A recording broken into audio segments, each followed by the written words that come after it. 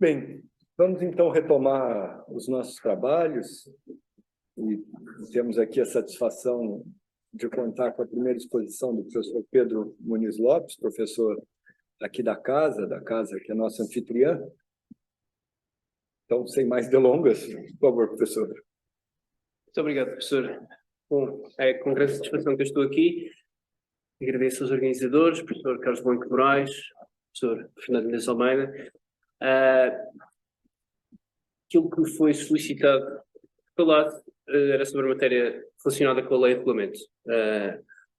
Algumas questões já foram abordadas no que diz respeito à reserva de administração, quando o regulamento, enfim, enquanto forma de ato jurídico, assume um conteúdo individual e concreto. Portanto, eu não me vou debruçar sobre esse aspecto. Não me vou debruçar também numa listagem das várias reservas de regulamento que existem em Portugal. Vou, enfim, enumerá-las muito sinteticamente e apenas trazê-las à colação quando seja relevante. O que eu pretendo, e porventura, não sei se será uma decisão muito inteligente, é encarar o problema na sua maior dificuldade, falar de uma reserva geral de regulamento, que começo logo por dizer que é negada em Portugal. Portanto, ao contrário do que existe, por exemplo, na Constituição Francesa de 1958, o artigo 37, se não falha a memória, a Constituição delimita o domínio do regulamento e, ainda que depois isto leve a várias questões complicadas de conflitos, evidentemente, mas pelo menos a Constituição Francesa tem a pretensão de delimitar com fronteiras mais ou menos precisas o domínio do regulamento e o domínio da lei, aquilo que podemos chamar o nobre sonho de ter uma teoria da normação em que uma parte mais perene e vocacionada para os grandes princípios ficaria alocada à lei e o regulamento com maior mutabilidade e maior capacidade de adaptação e com mais vocacionado para a tecnicidade, ficaria com os aspectos, digamos, técnicos, laterais, secundários, de implementação e de execução. Claro que isto coloca problemas que já foram aflorados aqui no que diz respeito à legitimidade democrática. Também é preciso compreender, e eu acho que eventualmente estará na altura de ultrapassar também esses traumas, de que ainda se vive um bocadinho, no que diz respeito a Portugal, a ideia de que a legitimidade democrática é a única legitimidade que existe do exercício do poder. E, bem entendido, nada tenho contra, pelo contrário, tudo a favor da legitimidade democrática, que fica claro. O que existe é, naturalmente, já se falou aqui de agências, entidades reguladoras, e existe uma outra legitimidade, que é uma legitimidade pela expertise. Ou seja, numa altura que as políticas públicas cada vez mais são, a terminologia em inglês é problem solving e target oriented, portanto, determinar qual é o grupo de sujeitos que representam um determinado problema da agenda pública e qual é o modo, importante, enfim, de certa forma, uma metodologia mais próxima das ciências duras, qual é a terapêutica que nós podemos aplicar para resolver esse problema. Não estou aqui a falar da terceira via de Tony Blair, mas as políticas públicas têm evoluído para esta dimensão menos ideológica e mais terapêutica da resolução do problema. A razão pela qual, cada vez mais, e também muito importante para Portugal, as agencies norte-americanas, há uma produção regulamentar vastíssima, uma produção regulamentar que desde que respeita naturalmente a reserva de lei, a Constituição, inclusivamente, e isto é um tema que não terei tempo para falar, muitas das vezes tem uma dimensão claramente restritiva de direitos fundamentais. Ou seja, nós vivemos ainda em Portugal, o Tribunal Constitucional é muito parcimonioso nessa matéria, que os direitos fundamentais são exclusivamente restringidos por ato legislativo. A Constituição não o diz literalmente, mas no artigo 18, número 2, mas dilo claramente mais no 165, a linha B, em que o Governo precisa de autorização legislativa para legislar sobre direitos fundamentais.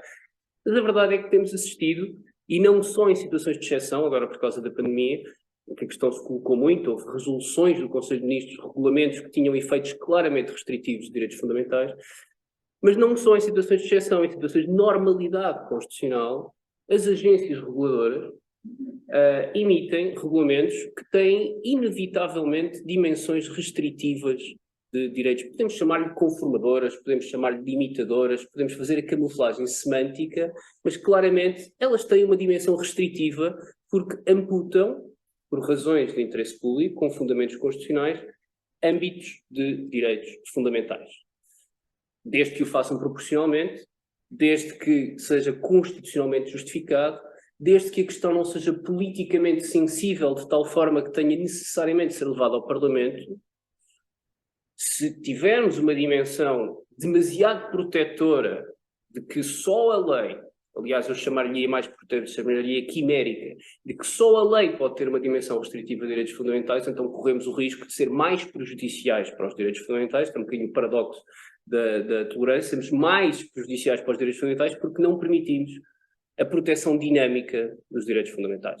Ou seja, a lei tem um peso muito maior em termos de procedimento, tem ainda que o Parlamento tenha comissões especializadas, está menos apto para a capacidade reativa, para a capacidade de instrução de factos relevantes e de reação rápida numa sociedade que implica uma determinada rapidez, e o regulamento não. Portanto, esta é claramente, eu não gosto de utilizar aquelas expressões da crise, mas isto é um bocadinho a crise da vocação da lei para uma realidade que está em constante mutação. E, portanto, é nesse âmbito que eu queria falar do papel do regulamento e do meu entendimento que numa correta, enfim, isto é um bocadinho pretencioso, não diria correta, mas numa leitura que eu considero constitucionalmente adequada do princípio da separação de poderes, tem necessariamente de haver uma reserva administrativa, uma reserva da função administrativa, que pode compreender, portanto essa será a parte que eu vou dedicar primeiro, que pode compreender em alguns casos uma reserva de regulamento, mas uma precisão. Não podemos esperar, porque o princípio da separação de poderes é um princípio, não podemos esperar uma delimitação absolutamente precisa do domínio da lei e do domínio do regulamento. Isto é absolutamente quimérico, uma vez mais. Portanto, é sujeita a carga argumentativa, ponderação, contextualização, etc. Mas podemos ter uma reserva prima facie, ou seja, partimos de algum lado. E é desse lado, aquilo que os norte-americanos chamam o presumptive vestment, à partida é uma questão de reserva da função administrativa e depois logo vemos. E não é nada que não aconteça nas outras funções. Porque este é o primeiro, eu vou elencar alguns argumentos do negacionismo relativamente à reserva da função administrativa e tentar rebatê-los. E o primeiro é precisamente o argumento de que a lei tudo pode e é um bocadinho um anátema, qualquer pessoa que venha defender a reserva da administração é pouco democrática. Pouco democrática porque está a colocar limites à lei. E eu não devo dizer que, com todo o respeito, não concordo com a posição do professor Jorge Miranda, entendo que o conceito de lei é um conceito formal, mais próximo da posição do professor Blanco Moraes, procedimento, forma, hierarquia, força de lei, mas isso não significa que não haja argumentos constitucionais para limitar o conteúdo dessa lei. Se virmos as coisas, se por democrático considerarmos aquele conceito mais kelseniano de procedimento democrático, os direitos fundamentais são antidemocráticos. São antidemocráticos a bem da democracia, evidentemente, mas são antidemocráticos porque precisamente são trunfos ou são elementos constitucionais que limitam o conteúdo das leis, limitam o processo democrático, limitam a maioria. Ora, a separação de poderes é exatamente a mesma coisa. É antidemocrática nesse sentido. Retira, partindo da lei, os demais poderes retiram espaço à função legislativa numa determinada medida. Portanto, dizia eu, o primeiro argumento do negacionismo é o argumento que, ao contrário das outras funções, é muito difícil de limitar com precisão um âmbito da reserva de administração. Ora, muito bem, pois claro que sim, mas isso acontece precisamente no âmbito das outras funções também. Ou seja, cada vez que se questiona a legitimidade do Tribunal Constitucional para interferir na função legislativa, o princípio contra-majoritário, todas as questões ou a questão política que não é jurídica, que deve escapar ao domínio do Tribunal Constitucional, é novamente uma questão de separação de poderes.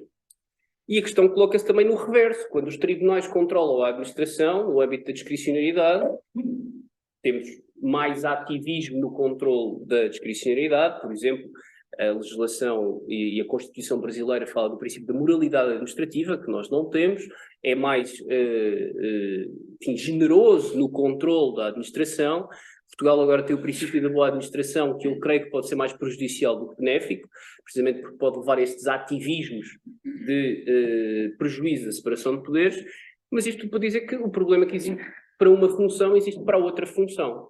E não é pelo facto, este é o segundo argumento que o professor Gomes Cantilho utiliza, para negar a reserva de administração, fazer aquilo que se chama o método subtrativo, as funções são todas muito claras, lei, jurisdição, e depois a administração é o que sobra. É o que sobra. O segundo argumento é que não é pelo facto de administrar implicar condutas muito diferentes, atos de adjudicação, concursos públicos, regulamentos administrativos, toda a panóplia, operações materiais, não é por isso que não podem ser exatamente reconduzidos ao mesmo que acontece nas outras funções. Atos jurídicos e atos não jurídicos. Temos acórdãos, sentenças, despachos e temos operações materiais no âmbito da função jurisdicional também, execução de sentenças, encarceramento, etc, etc. Na função legislativa temos exatamente a mesma coisa. Podemos ter mais ou menos predominância de atos jurídicos e eles podem ser gerais e abstratos, em alguns casos, individuais e concretos, mas o problema reconduz sempre ao mesmo. Atos jurídicos e atos não jurídicos. E o que interessa para a separação de poderes são os atos jurídicos, que é um problema de competência. O segundo problema também está, o segundo argumento também me parece que está rebatido, pelo menos dentro do que é possível falar sobre ele.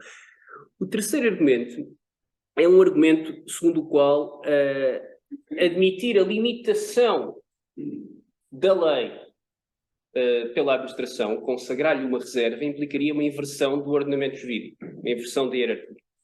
E este não é utilizado pelo professor Gomes Cantilho, é uma falácia, claro. Ou seja, o que é importante ter em conta é que não é pelo facto de os produtos da função legislativa parametrizarem os produtos da função administrativa que nós temos uma hierarquia de funções. A Constituição é muito clara. A Constituição não hierarquiza entre funções estaduais. A Constituição garante a função administrativa, garante a função legislativa e garante a função jurisdicional, político-legislativa também, se quisermos. E é importante olhar para a Constituição. Em vez de... É muito bom ler o Espírito das Leis do Barão de Montesquieu, mas como dizia um grande constitucionalista norte-americano, Lawrence Tribe, queremos tratar da separação de poderes, vamos ler a Constituição.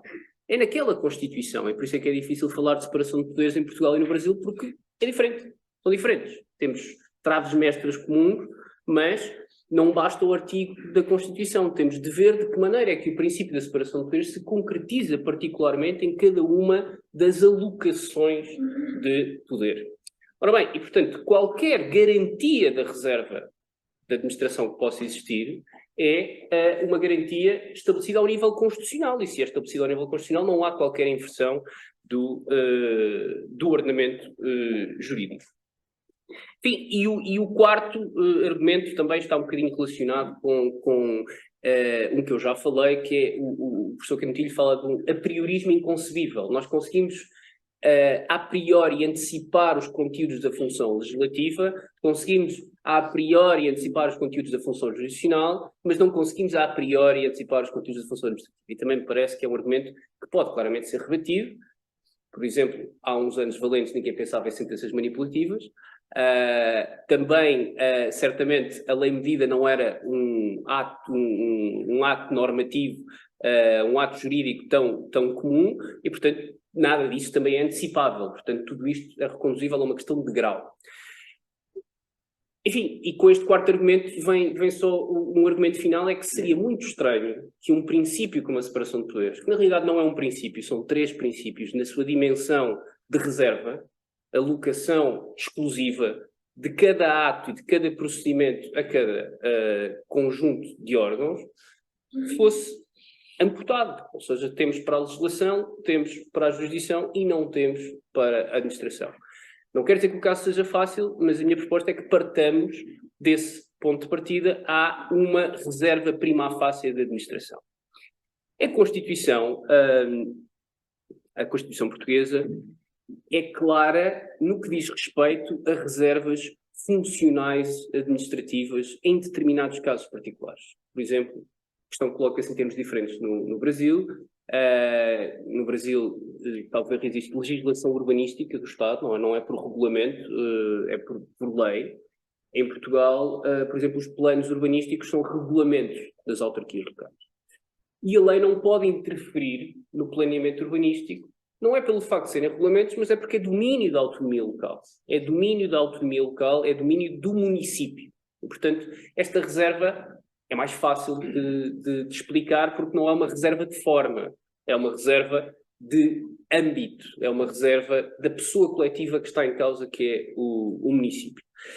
Depois temos outros que são igualmente relevantes, já foram há pouco falados pelo professor Jorge Pereira da Silva e também pelo professor Carlos Orbach, a reserva regulatória. Ou seja, nós temos entidades administrativas independentes, desde 1997 que a Constituição o admite, de uma maneira muito aberta, a lei pode criar entidades administrativas independentes, mas há razões constitucionais para justificar que essas entidades administrativas independentes não sejam, precisamente por serem independentes, comandadas pelo governo. Não podem ser comandadas pelo governo. Isso aconteceu há pouco tempo em Portugal. O regulamento do leilão do 5G, da tecnologia 5G, foi definida pela ANACOM, entidade administrativa independente, e a dada altura houve uma questão sobre se não deveria primar uma resolução do Conselho de Ministros, por ser uma questão política, sobre aquele regulamento, que era um regulamento técnico que definia as condições do leilão para contratar operadores no âmbito 5G. E também aqui esta questão não é propriamente uma questão de forma, é uma questão de âmbito da regulação. E depois temos, também já foram referidos, a organização do governo, várias reservas funcionais que existem na Constituição. A questão que eu considero que é absolutamente essencial nos dias de hoje, até para uma questão por um motivo de racionalidade legislativa, provavelmente aquilo que eu vou dizer agora será mais relevante até para o desenho da lei do que propriamente para o regulamento, é que a Constituição Portuguesa, a meu ver, tem vários argumentos, ou permite retirar vários argumentos que limitam a sobrepormenorização da lei. E, portanto, deve haver alguma respiração administrativa para o regulamento. Quando se faz uma lei, o Parlamento deve ter isso em atenção. Uma vez mais, o ponto de partida é prima facie, depois dependerá dos casos. Há razões justificativas constitucionais para leis de medida, mas o ponto de partida é o de permitir existir uma respiração administrativa para o regulamento. E porquê é que é assim? Primeiro ponto, e qual é o contexto para isto? Naturalmente, eu estou a falar essencialmente agora de regulamentos governamentais, porque o que acontece em conjunturas de maioria absoluta é que o governo pode fazer um jogo. Se quiser, a não ser que seja reserva de lei, regula matérias por decreto regulamentar, pode fugir à apreciação parlamentar dos atos legislativos governamentais, mas ao mesmo tempo tem a fiscalização da constitucionalidade e tem, eventualmente, a criação de uma lei sobre aquele decreto regulamentar. Se quiser fortalecer aquele regime e tiver maioria absoluta, então leva a matéria ao Parlamento. Ou aprova por decreto-lei. Passa a ter um cardápio de escolhas. Isto, naturalmente, é contrário, ainda que possa ser constitucionalmente possível em alguns casos, é contrário a uma racionalização da função legislativa. Aquilo que eu principiei por dizer, que a lei deve ser, na teoria daquilo que agora se chama legisprudência, uma racionalização legislativa para acabar até com esta constante mutação de leis. A lei deve ter uma vocação de perenidade, deve ter uma vocação de estabilidade para que os operadores jurídicos consigam interiorizar os vários princípios, de uma maneira até quase física, que está até quase de hábito, e não com mutação constante. E o regulamento é que deve ter essa adaptação, essa capacidade de adaptação às circunstâncias. Então, de onde é que, expondo-me agora naturalmente à crítica, podemos retirar argumentos constitucionais para uma reserva de regulamento? O primeiro, e aqui não há grande originalidade, é que a Constituição Portuguesa determina no artigo 162, a linha A fiscalização de atos do Governo e da Administração. E aqui a lógica é relativamente simples. Se fosse constitucionalmente admissível uma sobrepormenorização legislativa que asfixiasse ou subtraísse, tivéssemos um Parlamento administrador com forma legislativa, que subtraísse qualquer espaço de respiração administrativa em matéria regulamentar, de execução regulamentar, então isso seria um contrassenso. Porque a fiscalização, a accountability, pressupõe discricionariedade, pressupõe liberdade. Portanto, temos aqui um argumento constitucional implícito para que a lei não seja sobrepormenorizada. Mas há um argumento ainda, já agora, naturalmente, porque a fiscalização é consequência de uma dependência política, não é, do governo e das estruturas dependentes do governo perante a Assembleia, e essa dependência política, uma vez mais, pressupõe sancionar ou não aquele que é dependente. Se aquele que é dependente for meramente um autómato, então não há razão para o sancionar e este sistema perde fundamento. Não sei se me tem 1 ou 2 minutos. Claro, o tempo que quiser. Bom, mas há um outro aspecto que me parece bastante relevante e que não tem sido muito discutido. A Constituição Portuguesa estabelece, no artigo 199, a linha C, na competência administrativa do Governo, que é a competência do Governo no exercício de funções administrativas, e, portanto, eu estou a reportar-me agora a regulamentos governamentais propriamente ditos, independentemente das maiorias e das conjunturas, fazer os regulamentos necessários à boa execução das leis. E eu chamo a dizer para o seguinte, o que é que necessário significa aqui? Necessário, na minha interpretação, significa uma margem de livre apreciação, aquilo que no direito administrativo se chama uma margem de livre apreciação. Se cabe ao Governo fazer os regulamentos que sejam necessários para a boa execução, nós temos um meio e um fim. O meio é fazer os regulamentos, o fim é alcançar a boa execução das leis. Não quer dizer, uma vez mais, que eu estou a falar sempre em termos prima facie, não quer dizer que isto limite totalmente, ou em qualquer caso, não tenha esta pretensão de universalização, depois podemos ver casos excepcionais. O que não falta na Constituição são casos excepcionais à separação de poderes, em que entidades reguladoras exercem funções parajurisdicionais, etc, etc. Tudo isso são exceções a uma matriz fechada.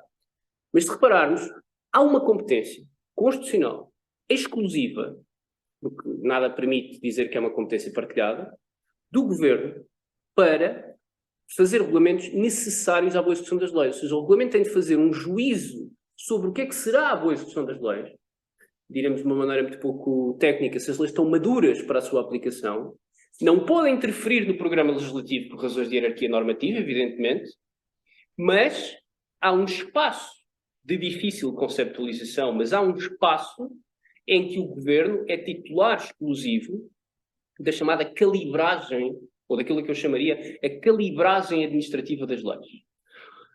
E esta norma funciona um pouco como, uma vez mais uma expressão um pouco técnica, um tampão à sobrepormenorização.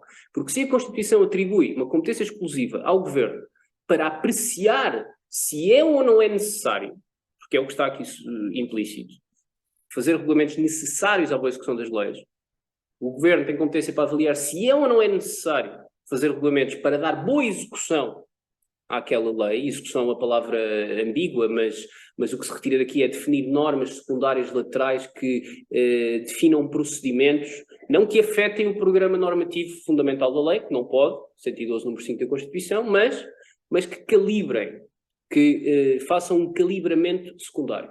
E se assim é, há claramente, e eu creio que isto é uma norma de competência exclusiva e não um mero indirizo constitucional, razões constitucionais para que a legislação não seja materialmente, pelo menos não prima facie enquanto ponto de partida, travestida de administração. Essa é a razão para que tal não suceda, e eu creio que, para terminar, não é necessário, estes problemas da reserva de administração e da separação de poderes são sempre analisados do ponto de vista patológico. Há ou não há inconstitucionalidade? Isso é relevante, mas não é a única forma de encarar estes problemas constitucionais. Ou seja, dentro do patológico, dentro do discricionariedade a menos ou discricionariedade a mais, há todo um leque de calibragem e de afinação em que a Constituição é relevante também. Portanto, não temos necessariamente de dizer, de apreciar a questão pelo ponto de vista da inconstitucionalidade por interferência na reserva, ou por não haver inconstitucionalidade porque, como diria o professor Gomes Cantilho, a lei é quase plenipotenciária. Temos um espaço de calibragem dessa discricionariedade e de articulação entre lei e regulamento, do qual resulta, a meu ver, por causa dessa mutabilidade, uma muito maior, aliás, prossecução do interesse público, mais útil prossecução do interesse público, pela capacitação das estruturas do governo mais técnicas para dar resposta imediata a problemas que se coloquem e que sejam mutáveis, e pela natural capacitação, nunca se pode esquecer do Parlamento, para ser o palco de debate das questões politicamente mais candentes e de definir os grandes princípios que norteiam essa legislação. Portanto, cada vez mais esta separação de poderes deve ser encarada do ponto de vista da coordenação entre funções e complementação entre funções, com respeito mútuo, sem choques encarados normalmente, como aliás a jurisprudência do Tribunal Constitucional é sempre desse ponto de vista, não podia deixar de ser, choques mais patológicos com base na teoria da inconstitucionalidade. E era isto que eu vos queria dizer. Muito obrigado.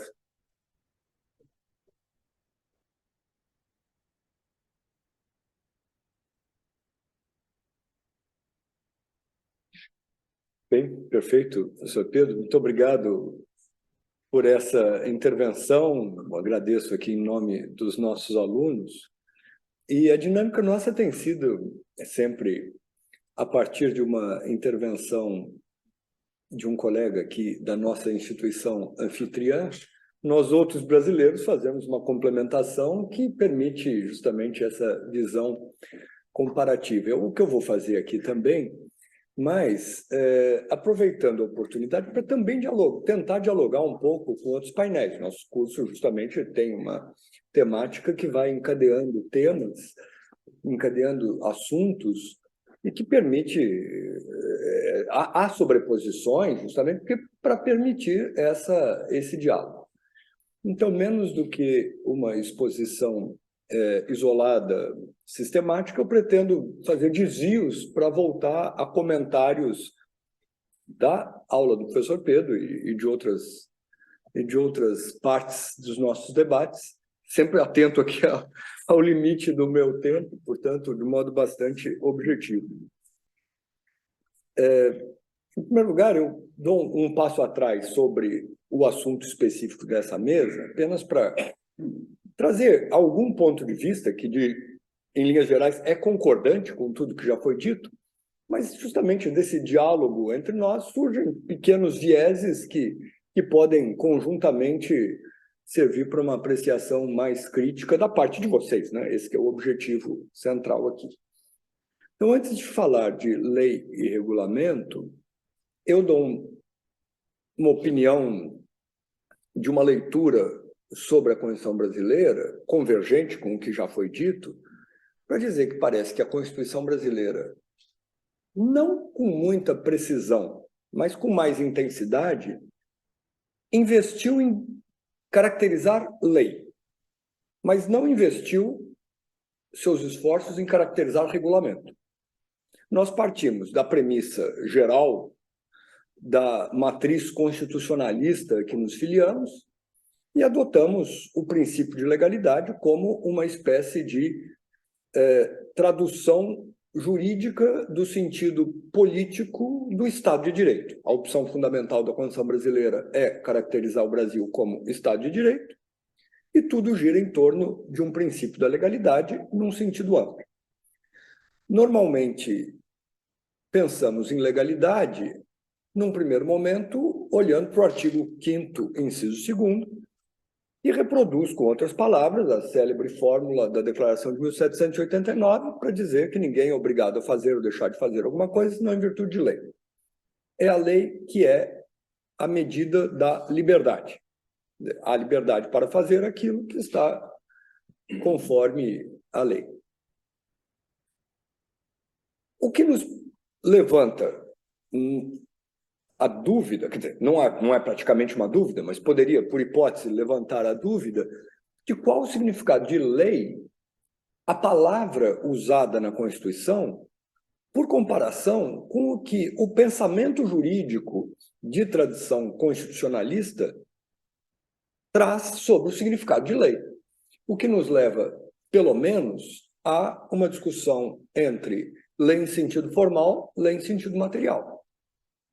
Como já foi dito em painéis anteriores, não vou me deter sobre isso, pensando, de um lado, lei pelo aspecto formal, lei que resulta na vontade geral, que passa por um procedimento que identifica essa suposta vontade geral, portanto, é a lei ato do parlamento, ou lei ato de órgão de representação da sociedade, lei que se reveste de determinada forma, lei que passa por determinado procedimento, enfim, aspectos formais. Ao lado disso, faz parte da mesma matriz de pensamento constitucionalista valorizar a lei no seu sentido material, que é a lei ato tendencialmente geral e abstrato, por ser uma espécie de garantia de isonomia. A generalidade e a abstração não são garantias absolutas, mas potencializam a garantia da não discriminação injusta, da não perseguição, do não favorecimento, dos não privilégios.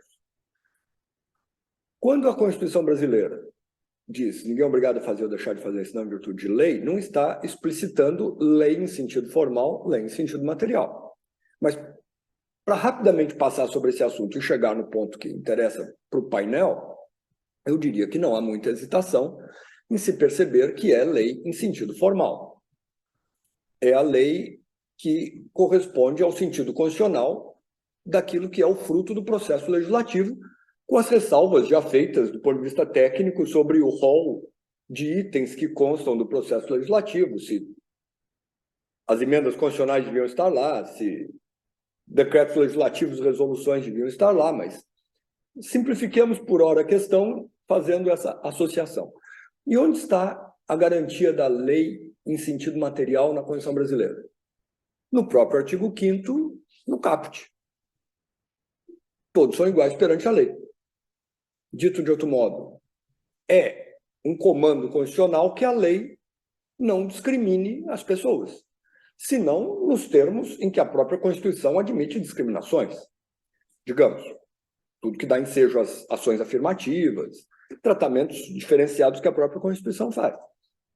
No entanto, a nossa Constituição, esse foi um ponto levantado em um dos painéis anteriores, não afirma que toda lei deva ser geral e abstrata. Vamos dizer que todos são iguais perante a lei, favorece a compreensão de que tendencialmente as leis sejam gerais e abstratas. Mas a nossa Constituição não afirma a inconstitucionalidade da lei individual e concreta. Aliás, uma única Constituição brasileira fez uma referência a que o parlamento só deveria votar leis gerais e abstratas, que é a Constituição de 1937. Tipicamente uma Constituição autoritária, de índole fascista, e que sequer se praticou, porque, na verdade, o regime todo do governo Vargas foi com base na exceção dada pela não realização do plebiscito que validou a Constituição, portanto, valeram as regras de exceção que davam ao presidente da República plenos poderes. Mesmo essa regra, em tese, de o parlamento estar limitado a fazer norma geral abstrata, ficou letra morta.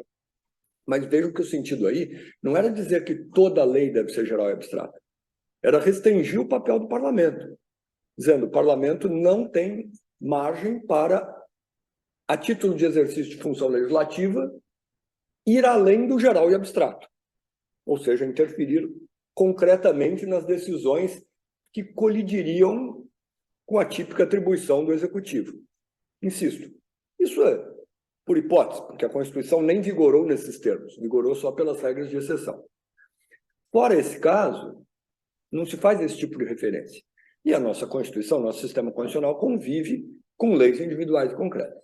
Na verdade, me parece, e agora avançando para o ponto central da exposição, eu disse há pouco que a Constituição, ainda que tenha trabalhado sem total precisão, o que não se espera de um texto constitucional, essa noção de lei, vinculação à lei, legalidade, lei formal, lei material, fez menos pela clareza de precisão do sentido de regulamento.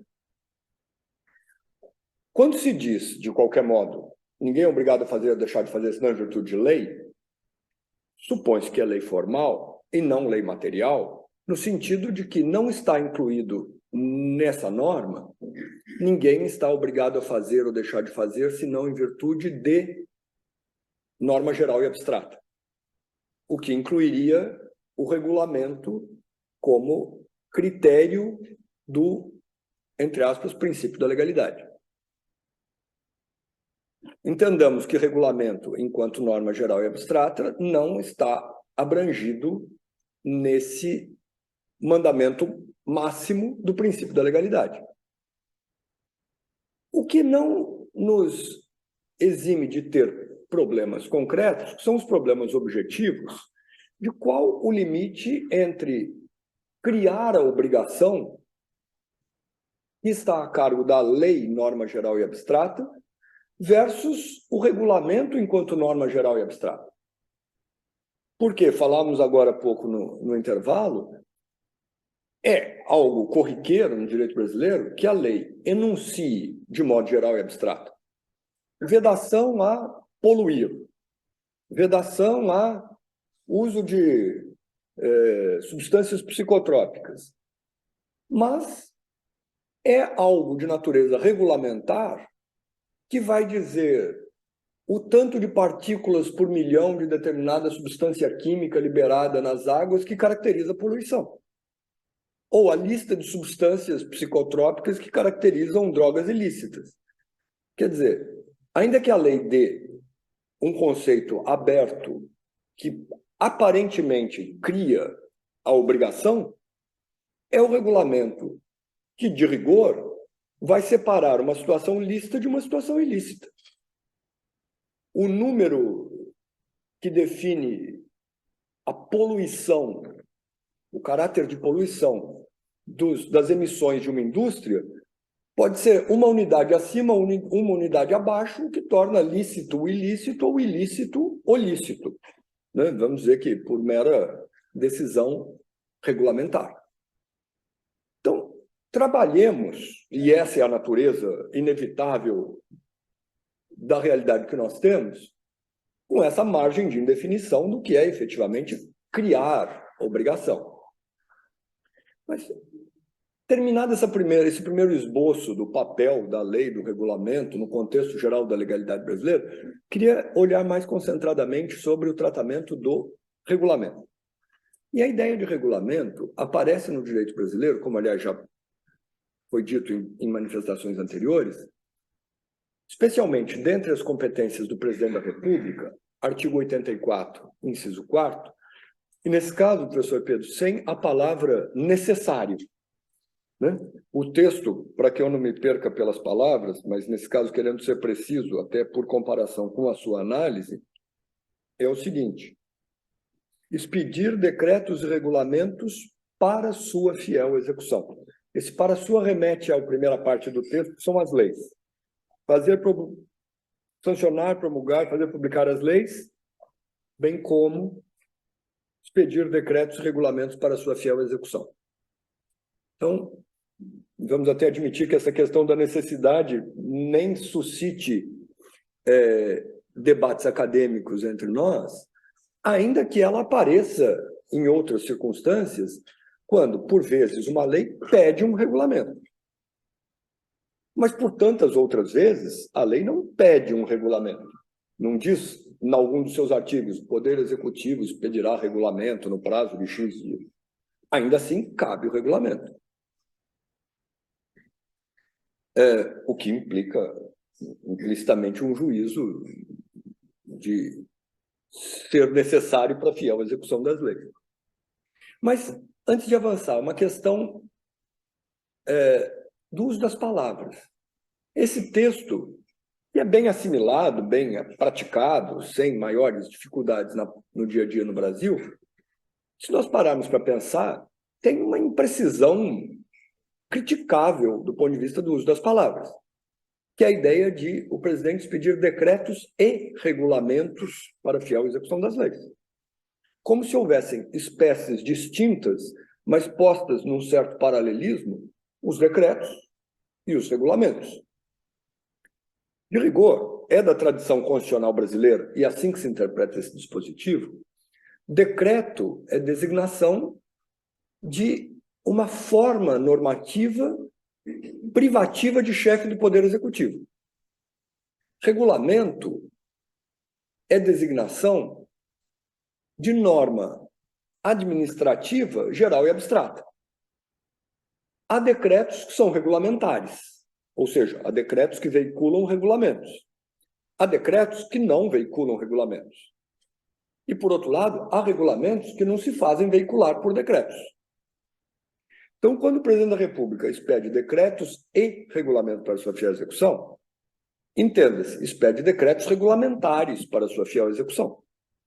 Porque se o presidente da República expede um decreto para constituir um grupo de trabalho que vai estudar um determinado problema e apresentar um relatório à presidência da República, isso é decreto pela forma, ato administrativo próprio do presidente da República. Isso não é regulamento, porque não tem um conteúdo geral e abstrato. Não está disciplinando condutas em abstrato. Está apenas determinando uma providência concreta de que aquele grupo de indivíduos produza um relatório e pronto. Então, isso até se reflete numa questão meramente prática. Eu não estou querendo interpretar a Constituição por um detalhe assim prático, mas é apenas um indicativo, o fato de publicarem-se decretos numerados e não numerados. Numeram-se, pela relevância que têm, os decretos regulamentares. Não se numeram os decretos do dia a dia, que são apenas identificados pela data em que foram publicados no Diário Oficial. Não é um critério científico, digamos assim, para separar as questões, mas é apenas uma ilustração empírica da distinção. Pois bem, esses regulamentos, no caso brasileiro, não se confundem com o tratamento dado classicamente pela Constituição francesa para a matéria, como o professor Pedro já mencionou. Na França, o artigo 34 da Constituição arrola temas de competência da lei, do domínio da lei. Lei entendida como ato do parlamento. E o artigo 37 diz: todos os outros temas que não aqueles do artigo 34 são tratados por regulamento, entendido como ato de governo. Digamos, ato do Poder Executivo, mas a Constituição francesa não fala Poder Executivo porque a nomenclatura é outra. Ato de governo. Ainda tem um detalhe. A lei na Constituição francesa pode tratar dos assuntos de regulamento.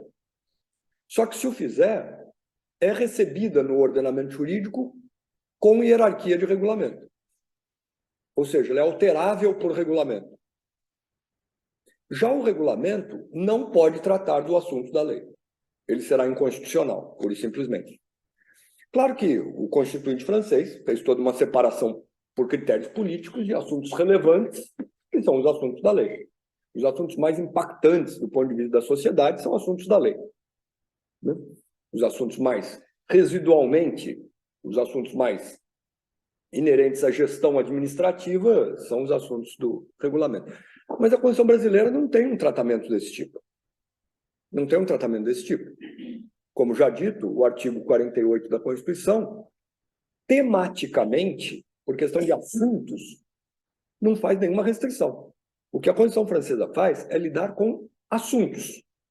Assuntos, temas do domínio da lei e, por exclusão, temas do domínio do regulamento. O artigo 48 não faz um corte por assuntos. Pelo contrário, diz: qualquer assunto é passível de ser tratado por lei. Claro, tem que ver uma questão de competência federativa. Mas essa mesma regra do artigo 48 entenda-se aplicável no âmbito de estados e municípios, dadas as competências legislativas de estados e municípios. Se me permitem aqui um parênteses, para justamente fazer mais um desses diálogos com o que tem sido dito em outras mesas, me parece que falar em reserva de administração, reserva de legislação, reserva de... Bom, não está muito em questão aqui jurisdição, mas poderia supor... faz sentido, conceitualmente, se nós pensarmos em assuntos tomados em abstrato, não nas providências inerentes às competências concretas das determinadas autoridades.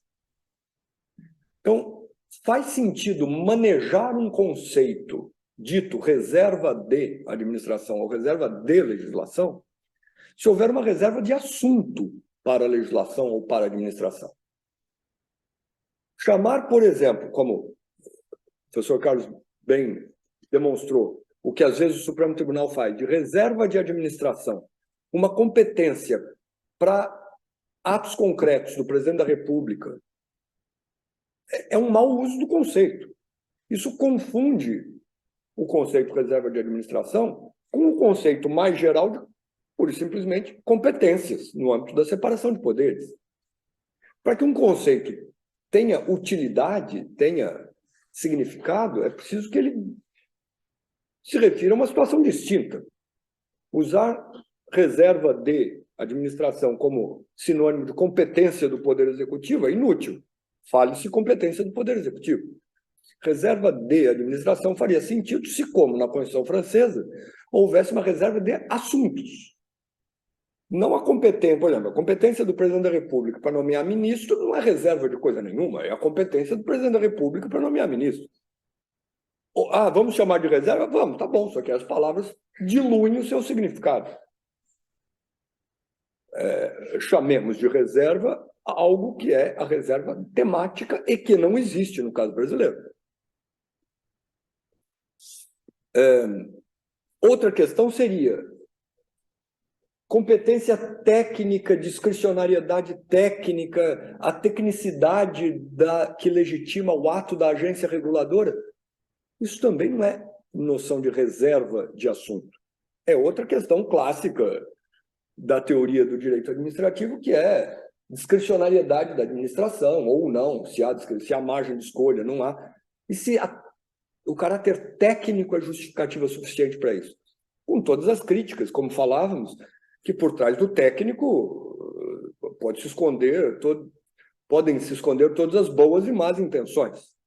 Não sejamos ingênuos de achar que existe um técnico que é algo que leva a um resultado inexorável, objetivamente considerado, sem as opções políticas, as legítimas ou ilegítimas opções políticas por trás disso.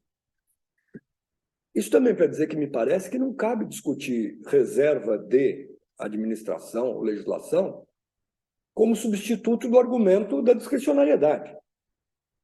Guardemos o conceito para uma questão distinta, que é se há assuntos reservados para a administração ou para a legislação. Veja, estou dando opinião, evidentemente sujeita a todo tipo de crítica e discordância aqui entre nós. Me parece um enquadramento plausível da matéria. Mas voltando ao ponto do regulamento e a Constituição, fechando esse longo parênteses, voltando ao regulamento e à Constituição brasileira. Os regulamentos, sem grande precisão de tratamento, no caso do Brasil, são regulamentos de execução. Nada há que identifique um campo temático regulamentar que seja a normação original da matéria. Não existe uma espécie de atribuição de competência com, entre aspas, uma delegação em branco para que o poder que detém a competência de fazer regulamentos trate da matéria a partir do zero. É sempre execução. Normalmente, execução das leis. É o que está escrito no artigo 84, inciso 4º. Mas eu diria, não nos esqueçamos da hipótese da execução da própria Constituição. Porque a Constituição brasileira, do modo como traz para dentro de si a normatização, não apenas da estruturação dos poderes, dos direitos fundamentais como limites ao Estado, mas como a Constituição brasileira normatiza condutas em N áreas do direito, é perfeitamente plausível e frequente que haja decretos regulamentares de normas constitucionais autoexecutáveis, que prescindem da lei. Mas percebam que nessa situação, o regulamento não está criando uma normatividade original a partir de uma pura e simples atribuição de competência da Constituição para que o administrador normatize. Nesse caso, é regulamento de execução, porque a carga de normatização de condutas já está na Constituição. A Constituição está fazendo as vezes da lei. E o decreto regulamentar regulamenta a Constituição. Poderia até não haver decreto. Poderia simplesmente a autoridade administrativa executar a Constituição, tratando-se, como eu disse, de uma norma autoexecutória. que não dependa de lei. Bom, se pode autoexecutar, também pode organizar de modo intermediário, por meio de norma regulamentar, isso que está normatizado na Constituição, antes de se chegar à execução concreta. Mas esses regulamentos que vêm diretamente da Constituição não têm natureza diversa dos regulamentos de execução da lei. Tem o mesmo caráter de regulamento de execução. Porque não estão, como no caso francês, normatizando a matéria a partir do zero, a partir de uma simples atribuição de competência da Constituição, sem pré-definir norma de conduta a ser regulamentada. Por outro lado, com todo respeito à divergência que temos entre nós mesmos, professores aqui da USP aqui presentes, eu não chamaria os decretos do artigo 84, inciso 6º, de regulamentos. Para dizer que são regulamentos autônomos, por exemplo, à moda do regulamento francês. Porque me parece que eles não têm caráter regulamentar. Se nós partirmos daquela compreensão que a noção de regulamento ainda é uma normatização geral e abstrata. É muito mais providência concreta do tipo extinguir cargo quando vago, não é normatizar regulamentando nada, é simplesmente uma norma individual e concreta que extingue um cargo vago, e admito que alguma margem de discussão haveria na organização administrativa, que é outra hipótese desse decreto do artigo 84, inciso 6º. Mas me parece que essa organização não pode ser uma organização de caráter geral e abstrato. Teria que ser uma organização enquanto providência concreta administrativa. De modo que eu não me preocuparia com a discussão se esse ato do 84.6 é o equivalente ao regulamento autônomo, porque eu diria, não é regulamento. Pelo menos não é regulamento nesse sentido de normatização geral e abstrata de condutas. É decreto, tudo bem, mas aí nós recaímos naquela primeira distinção que é decreto enquanto ato de competência do presidente. É a forma de decreto sem conteúdo de regulamento.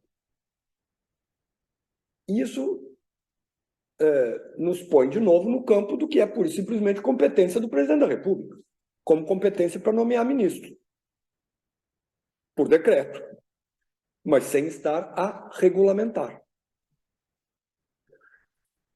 Tratando da matéria por um outro lado, e com isso eu termino aqui nos limites, quer dizer, já ultrapassando os limites dos meus 25 minutos, que já são 26, quase 27. Eu veria, por outro lado, regulamentos, ainda que não sob a forma de decreto, em tantos outros atos administrativos, por exemplo, atos administrativos gerais e abstratos de agências reguladoras. Ou, como já discutimos em painéis anteriores, atos administrativos gerais e abstratos do CNJ, do Conselho Nacional de Justiça.